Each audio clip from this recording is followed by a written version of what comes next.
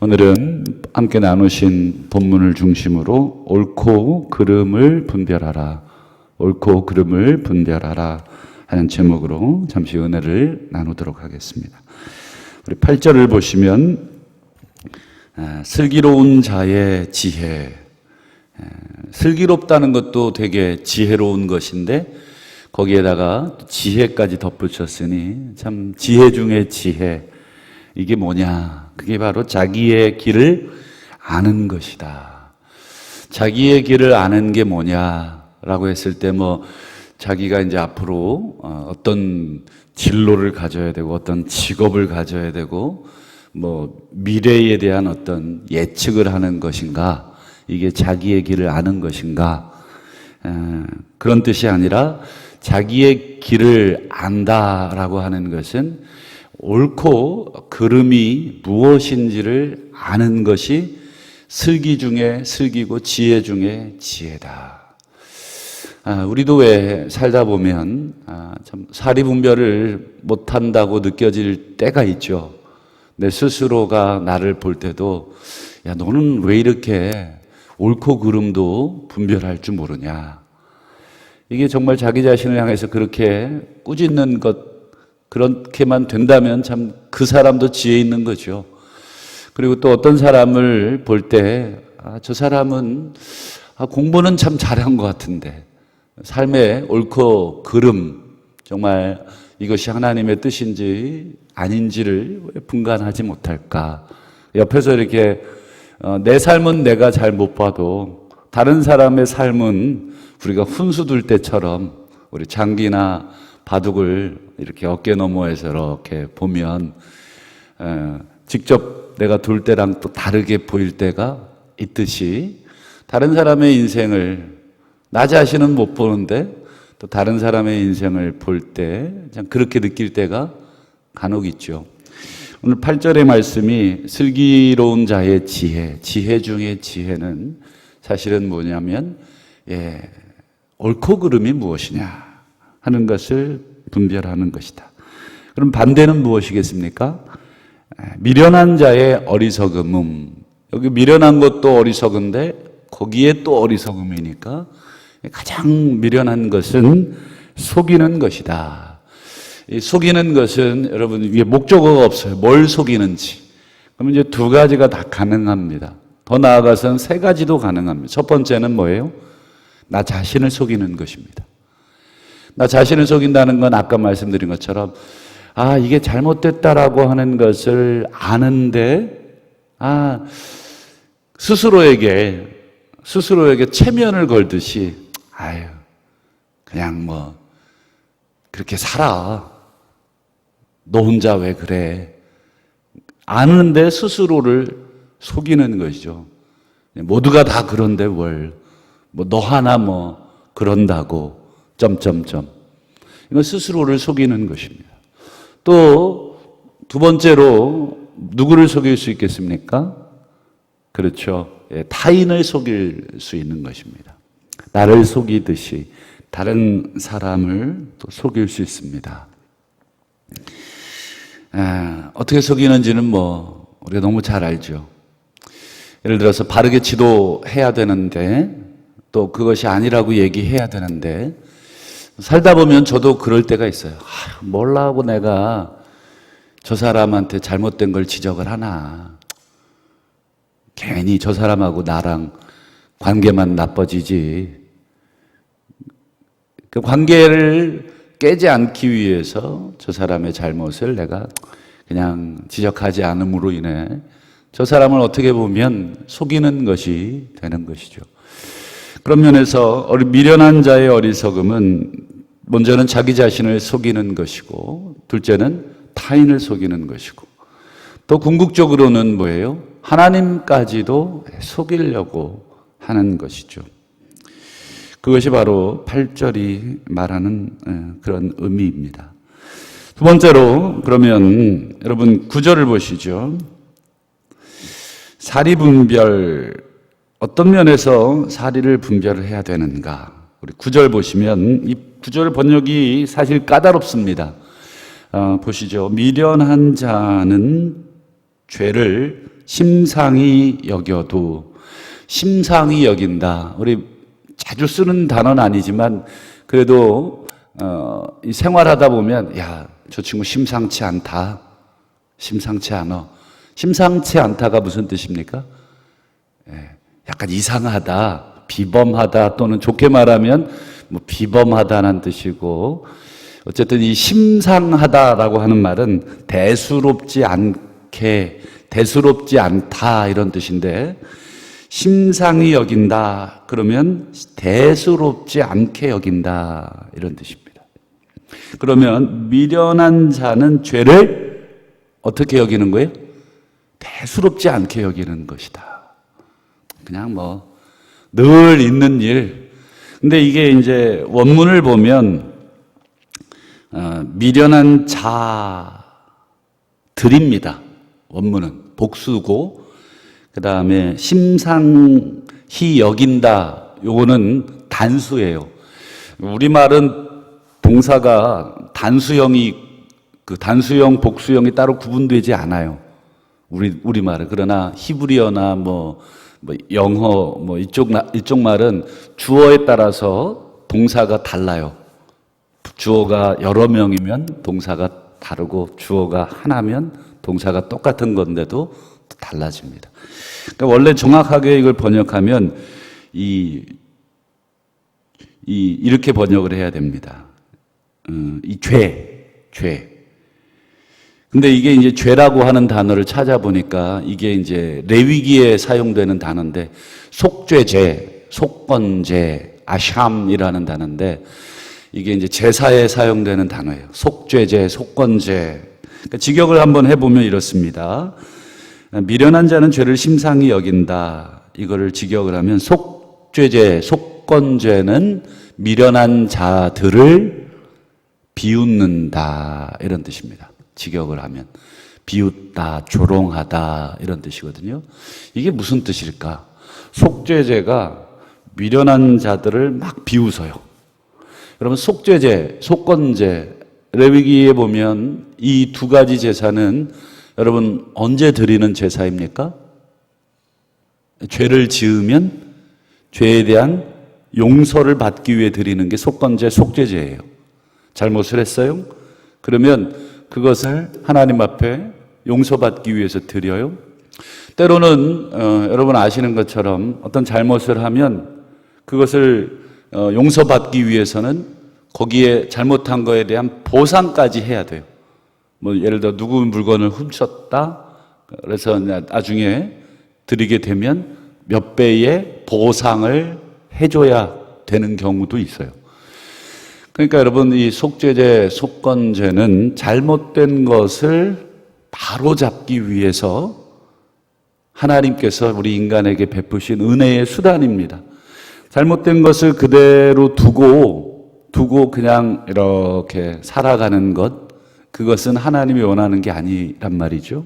잘못된 것을 바르게 잡고 그거에 대한 하나의 외적인 표지로 제사를 통해서, 그리고 나 대신 죄 없는 짐승이 죽는 것을 봄으로 인해서 이게 얼마나 괴로운 일이냐, 참 이게 얼마나 잘못된 일이냐 하는 것을 깨닫는 게 제사 아닙니까? 그런데 보니까 속건죄는 이 미련한 자들을 조롱한다, 또는 반대로 얘기해서 미련한 자들은 이 속건죄 제사를 조롱한다. 이게 무슨 소용이 있냐? 여러분 생각을 해보십시오. 제사를 드리는 이유는 뭐예요? 가서 마음껏 죄를 지을 수 있는 면죄부를 얻기 위해서 제사를 드리나요? 뭐 제사 제도가 있으니까 마음껏 죄 짓자. 죄 짓고 와서 또 제사 드리면 되잖아. 이론적으로는 뭐예요? 맞는 말이죠. 이론적으로는 맞아요. 내 죄값 치르면 되지. 그게 제사니까. 짐승 100마리라도 잡지. 내가 죽는 게 아닌데. 근데 여러분, 제사를 지내는 이유는 뭐예요? 고의적으로 죄를 범하라고 그렇게 만들어 놓은 제도가 아니라 죄를 짓지 말되, 그러나 연약한 우리들이기에 혹 부지 중에 혹 실수로 혹 원치 않게 잘못을 하거나 죄를 지을 수 있지 않습니까? 그런 거에 대비해서 하나님이 마련해 주신 은혜의 장치인데, 그 은혜의 장치를 우리 인간들이 어떻게 하는 거예요? 막 악용을 하는 거죠. 여러분, 그 제사 하나님께서 받으시겠습니까? 여러분, 우리 호세아 6장 보면 오라 우리가 여호와께 돌아가자, 이게 사실은 얼마나 좋은 말이에요. 그렇죠? 여호와께 돌아가자. 우리의 죄가 뭐 주홍 같을지라도 흰눈과 같이 뭐 양털과 같이 근데 여러분, 그 호세아서 문맥 따라서 쭉 읽어보면 그 말은 진심으로 여호와께 돌아가자는 참회의 고백이 아니고, 문맥 따라 읽으면 그거는 뭐예요? 야, 뭘 걱정할 게 있냐? 우리가 이렇게 죄져도 여호와께 다시 돌아가서 제사 지내면, 우리의 죄가 주홍 같아도 어떻게 돼요? 제사 지내면 용서해 주신다며. 그러니까 소위 말해서 이 제사 제도를 뭐 하는 거예요? 악용하고 있는 표현이에요. 한마디로 이런 거죠. 야, 뭐 개똥이 개 얼마나 착해. 야, 가서 그냥 잘못됐다 그러면 걔 틀림없어 또 한 번 용서해 줄 거야. 우리 왜 사람 따라서 왜 착한 사람 있잖아요. 그러면 좀 성격 까칠하고 좀 이렇게 승질내는 사람은 잘못하면 되게 좀 어렵지만, 성격이 좀 넉넉한 사람, 뭘 해도 그냥 하하 웃어주고 용서해 주는 사람은 어때요?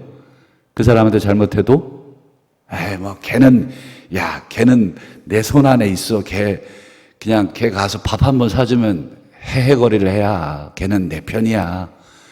여러분, 이렇게 생각하는 사람 있지 않습니까? 하나님도 그렇게 생각을 하는 거예요. 우리 인간들이 한 주간 세상에서 그냥, 물론 이 자리가 하나님의 은혜를 구하는 자리인데, 정말 죄송한 마음으로 하나님, 우리가 하나님 앞에 참 한 주간 잘 못 살았습니다, 이런 마음으로 오면 하나님이 아시지만, 마치 이 예배나 제사를 그런 개념이 아니라 하나의 제도로서, 동전을 넣으면 원하는 음료를 누르면 그 음료를 주는 그 기계, 자판기처럼 마치 우리가 예배라는 것을 그렇게 이용하는 것은 미련한 것이다. 이게 이제 9절의 첫 번째, 미련한 자는 죄를 심상히 여겨도. 이게 좀 번역이 좀 어렵게 돼 있어서 그렇습니다. 반대로 정직한 자 중에는 은혜가 있느니라. 정직한 자 중에는 어떤 은혜가 있는가? 바로 죄를 바로 잡아주는 은혜가 있다, 이런 말입니다. 잘못된 것 제사를 통해서 다시 한번 잡아주고 교정해주고, 그게 정직한 자에게 베풀어주는, 또 정직한 자가 베푸는 은혜입니다. 마지막 10절, 마음의 고통은 자기가 알고 마음의 즐거움은 타인이 참여하지 못하느니라. 이게 무슨 얘기겠습니까? 내 안에 있는 고통이나 또 마음에 있는 즐거움이 있지 않습니까? 여러분들의 지금 마음의 상태, 지금 뭐 기쁨인지 슬픔인지 분노인지 아니면 절망인지, 우리 희노애락이 우리 하나님이 우리 인간에게 주신 그 감정들 아닙니까? 참 인간의 감정을 참 한번 연구해 볼 만한 일입니다. 정말 우리 인간의 감정과 또 신앙과의 관계가 참 미묘하죠. 우리 인간의 감정을 우리가 다 참 헤아릴 수가 없습니다. 작은 변화 하나에도 우리의 모든 감정들이 솟구치고 또 소용돌이 치는 경험들을 하죠. 여기도 보면 고통, 즐거움.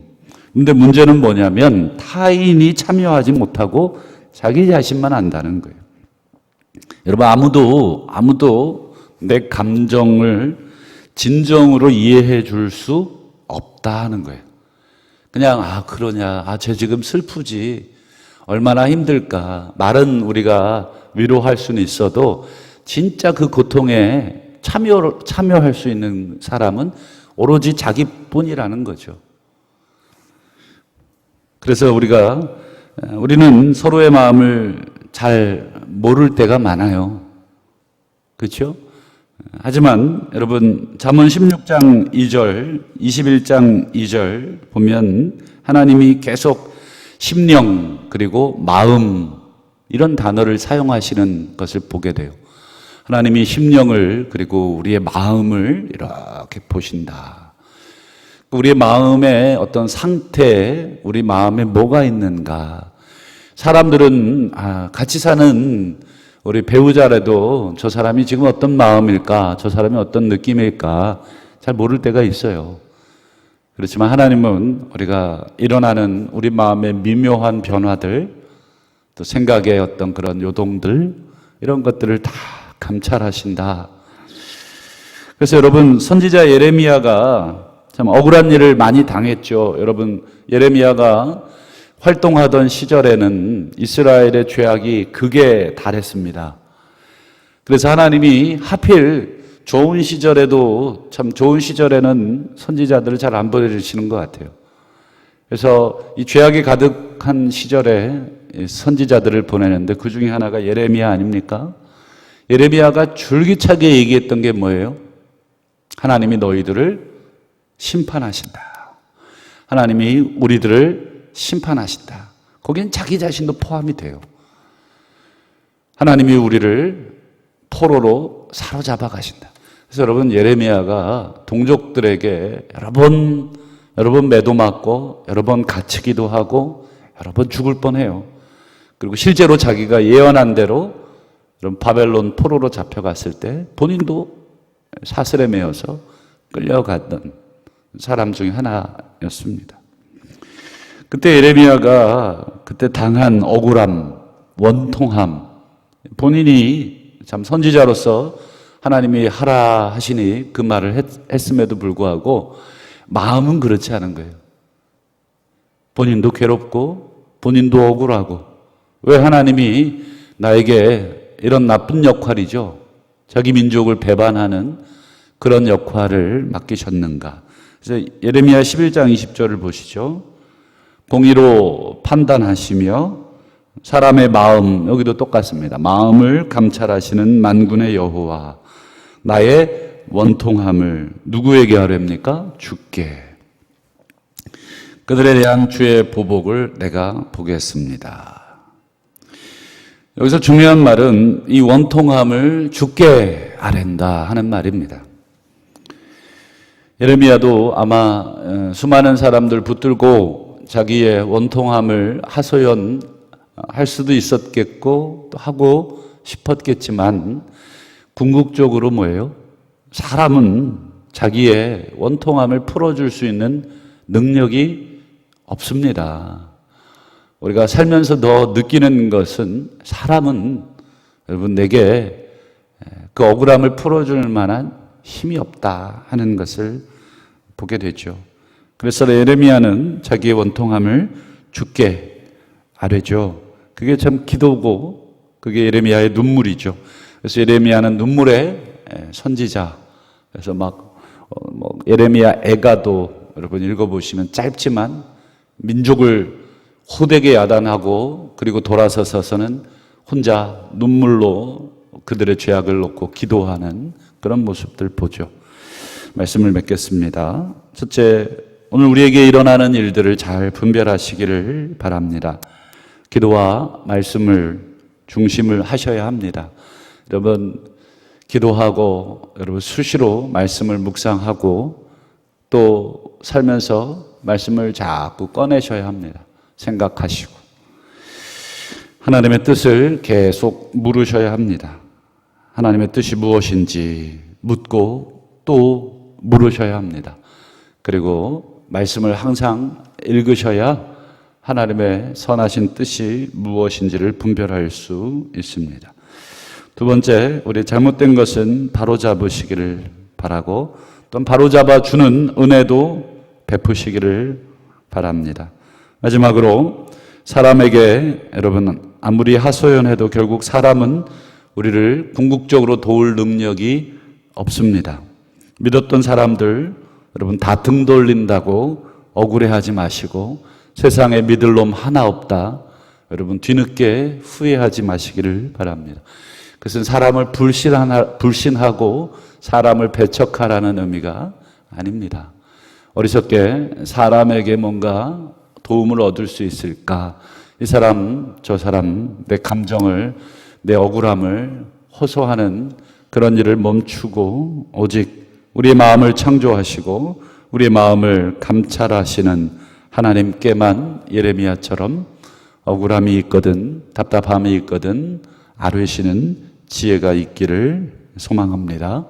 우리 복된 주일 오늘 하루도 찬양과 기도와 또 말씀의 예배를 통해서 하늘의 지혜를 얻으시고 하나님 앞에 우리의 사정과 형편을 아뢰실 때 여러분 하나님이 풀어주시고 하나님이 지혜를 주시고 또 하나님이 깨닫게 하시는 그런 복된 은혜 누리시는 우리 모두가 되시기를 축복합니다. 기도하겠습니다. 오늘 주신 말씀 우리에게 주시는 음성이 있으시거든 또 하나님께 기도하시기를 바라고 오늘 주일입니다. 예배를 위해서 속히 예배가 회복될 수 있도록 우리 주일 오후 예배까지 또 우리 성도들의 교제인 우리 식사가 오랫동안 진행되지 못하고 있는데 하나님께서 이 모든 성도의 교제까지 온전히 회복시켜 주시고 또 우리 주일 낮 예배만 드리지만 예배를 통해서 다시 한번 살아계신 하나님께 우리의 허물을 또 고백하고 또 죄를 용서받고 다시 한번 새롭게 또 한 주간 주어지는 삶을 감당할 수 있는 힘을 얻게 해달라고 또 예배를 위해서 예배를 수종드는 모든 수종자들 저를 비롯해서 우리 교육자들과 모든 안내위원들 또 등등 예배를 위해 수고하는 우리 모든 위원들을 위해서 또 우리 교회학교 자녀들 위해서 하나님 눈동자같이 우리 자녀들 주께서 붙들어 주시옵소서. 이 시간 예배를 위해서 기도하시고 자녀들을 위해서 기도하시고 가정을 위해서 또 나라와 민족을 위해 코로나19가 속히 종식되도록 이 시간 은혜를 구하시기를 바랍니다. 우리 주여 한번 부르시고 기도하시죠. 주여